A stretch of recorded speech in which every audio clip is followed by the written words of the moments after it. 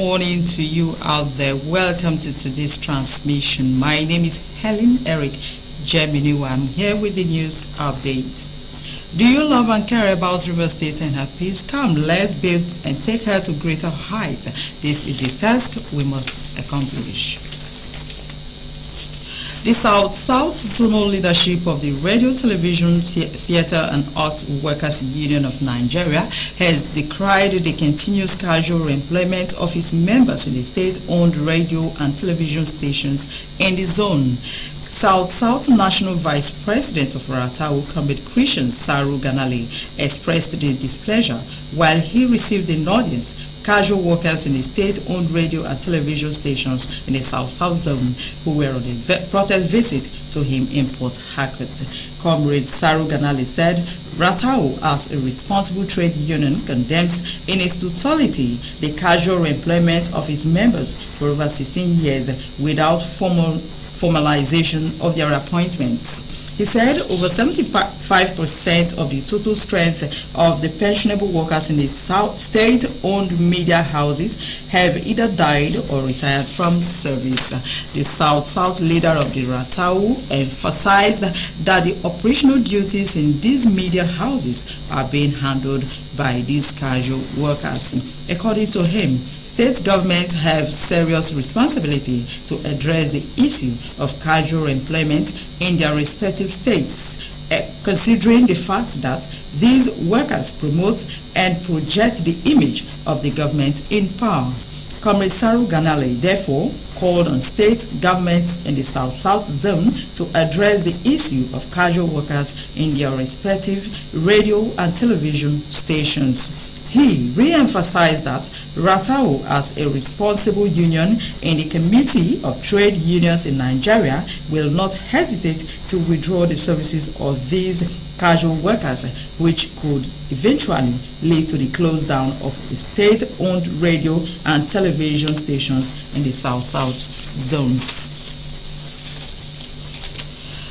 The National Economic Council, NEC, on Thursday said that the federal government has approved 5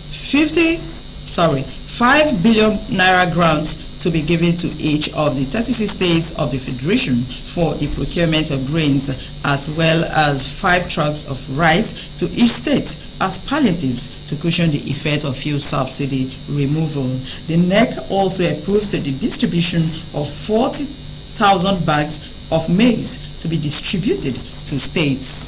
NEC also directed the National Emergency Management Agency, NEMA, to distribute food items to states sharing border with Niger Republic over recent political instability in the country. According to the report, these were some of the outcomes of the NEC meeting presided over by Vice President Kashim Shettima at the Council Chamber Presidential Villa in Abuja. Briefing newsmen at the end of the meeting, Governor Babangana Zulum of Borno State said the approval of 5 billion naira and truck of rice and grains were part of measures to bring temporary solutions to the high cost of living caused by the subsidy removal as government continues to work with better people-oriented programs. He said the states are to purchase 100,000 bags of rice and beans among other items. Excuse me. The House of Representatives Other Committee investigating job racketeering in federal agencies has frowned at what it described as a gross violation of the provisions of the laws governing employment in the country. The committee also demanded an explanation from the management of the Nigeria Institute for Trypanosomiasis and Ochocasiasis research on why they refused to respect the approval granted them by the head of service of the Federation and the Federal Character Commission. The committee was also unhappy with the Nigeria Council for Food, Science and Technology for failing to respect the constitutional provision of federal character, employing its foundation staff from only 2 geopolitical zones in the country. The registrar of the council, Veronica, even told the committee that the council, which was established in 2020, employed 65 staff for its take-off.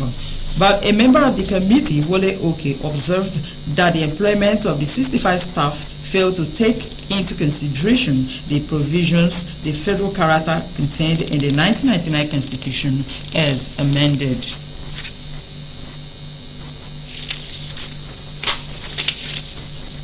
Now on the foreign scene, one of the largest cities in Canada's north is being evacuated amid warnings that a wildfire could reach it by the end of the weekend.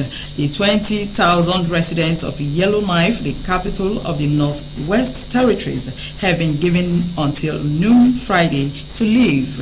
According to the report, as of Thursday morning, the fire was within 16 kilometers of the city, while another fire is threatening the community of Hay River. The Northwest Territories declared a state of emergency late on Tuesday as it battles nearly 240 wildfires. Mike Westwick, the territory's fire information officer, has said that in the absence of rain, there is a chance the blaze will reach the outskirts of the Yellowknife by the end of the weekend. The Premier of the Northwest Territories described the Yellowknife evacuation as unprecedented. Well, the Atlas President Lord Seo has said Russia and Belarusian and field athletes are unlikely to be able to compete at the 2024 Olympics. He was speaking in Budapest before the World Athletics Championships begins this Saturday.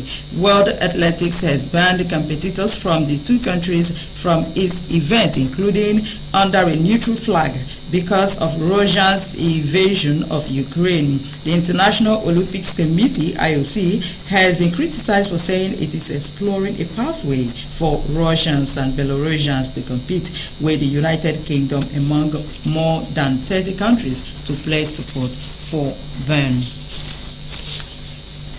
The two-time British Olympic champion 66 has led World Athletics, formerly the International Association of Athletics Federation, since 2015. Lord Seo's third and final term in charge of World Athletics will run until 2027 after he was re-elected unopposed alongside a new council, and he has refused to rule out a bid for the IOC presidency in 2025. Do you love and care about River State and her peace? Let's build and take her to greater heights. This is a task we must accomplish. Of course, today I'm not working alone. I have Kenneth Nwamo, Emeka Nwuzi, Dick Saro, Helen Jonah, and Glorious Abel, all to bring you an interesting package to make sure that today you are happy even when the weather is cool, and I know that you enjoy it. My name is Helen Eric Jemilewa. Before we let you go, I want to inform you that today, please try your best to put a smile on someone's face. So at the end of the day, there will be a smile on your own face. Enjoy the rest of the day. Good morning.